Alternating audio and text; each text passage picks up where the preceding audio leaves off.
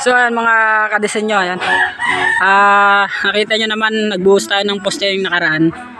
Ito, tapos na yung mga nasa 1, 2, 3, 4, 5, 6 na poste na yung nabuhusan natin. And meron pang 3 na naiwan dito sa, ito yung main, sa main area nung bahay na ginagawa natin. So aside sa mga poste yan, meron pa yung papunta sa ito sa may kusina, 2 dito, tapos 3 sa terrace. So bali may huhukain pa tayong 5 poste.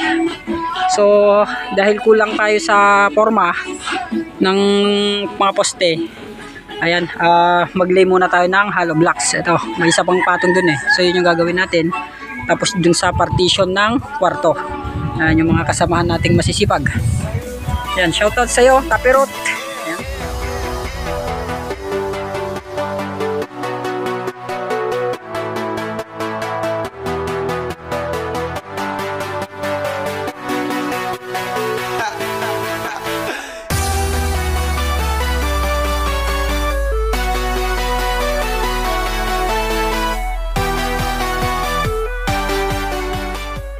Kadisenyo, week 3 tayo ngayon dito sa ating project na bahay dito sa Bawan Solana.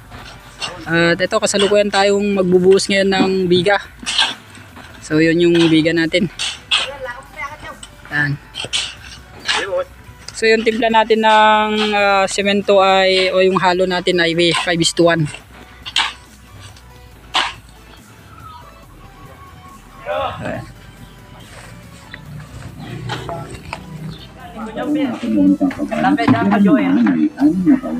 Kadisenyo, grabe ito maganda nagbubuhos ng biga.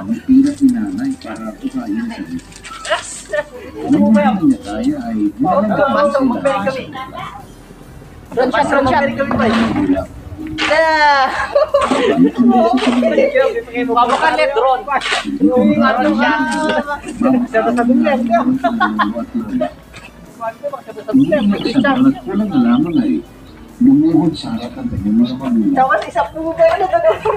Hello? Dito ako sa taas. Salo kaya magbubuhos ako ng halo.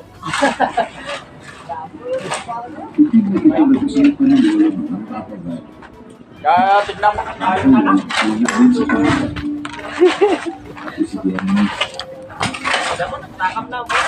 Matigas ang mga ni Lola. Sinabi naman, suwain daw siya ni Nana. Pinutol na niya ang ungnayan sa akin.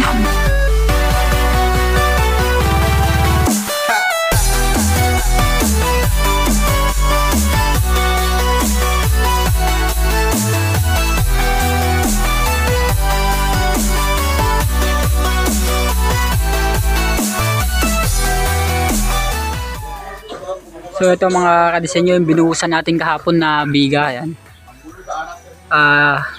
Yung lamesa niya, hindi muna natin tatanggalin. Si-season natin yan ng at least 14 days. Ito naman sa loob. Ayan. Si Clotty, nandito si Clotty. Bungalow house lang pala itong pinapatayo natin mga kadisenyo, no? Meron Clotty dito. Ito yung susunod natin na lalagyan ng lamesa.